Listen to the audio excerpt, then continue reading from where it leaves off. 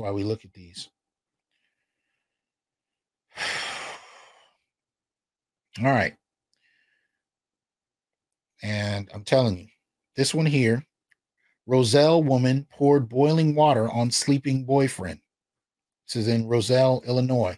22-year-old woman allegedly poured boiling water on her boyfriend while he slept at their Roselle apartment, causing burns that required skin graft surgery. After Alexis Sykes dumped the boiling water on him early January 2nd, she went onto Snapchat and described watching his skin fall off his arms. Sykes allegedly posted a video with the caption, "I kind of feel bad now because he got second and third degree burns from face to waist, and they rushing him to burn center, but oh well," shrugging shoulder emoji, B word, emoji blowing kiss.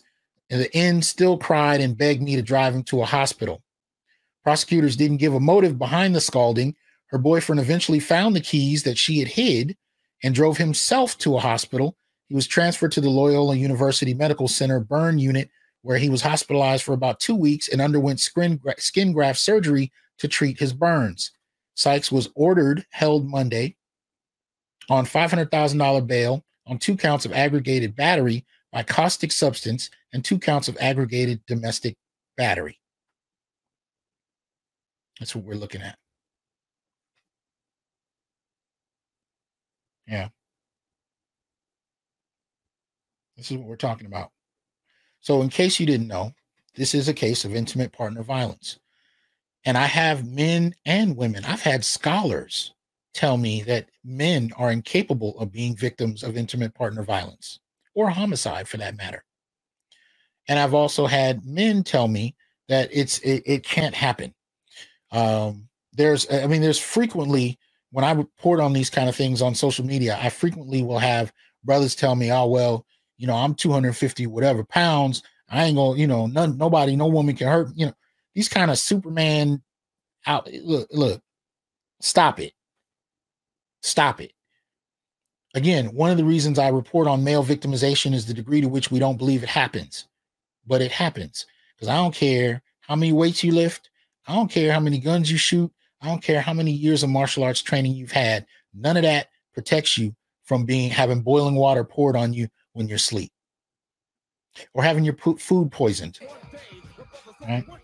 Shout out Dr. Thunder. Appreciate the support. All right. None of that helps you navigate any of that. And we're not even talking about emotional or psychological abuse. We're not even there, because a lot of that is hard to document. Many of us have seen it with other couples, and we've experienced it in our own relationships, but that's harder to kind of get on the record. It's harder to kind of prove. But when you have cases like this, right, there's no amount of macho that's going to get you through this. It is what it is. You can be abused. Abuse, the images of abuse we have go back to movies and television shows from the 70s. And we have this kind of narrow view that it's always some, woman that's getting slapped around by some, hyper aggressive guy. And that's our primary narrative for what abuse looks like. So you have people tell you men can't be abused, which makes no sense whatsoever. Again, the rates of abuse are bidirectional, particularly in the Black community. They are equal. This is not a one-way dynamic. But we get so comfortable dismissing Black men in many of these instances that I find it troubling that people have a hard time even accepting that these things can happen, but they do often.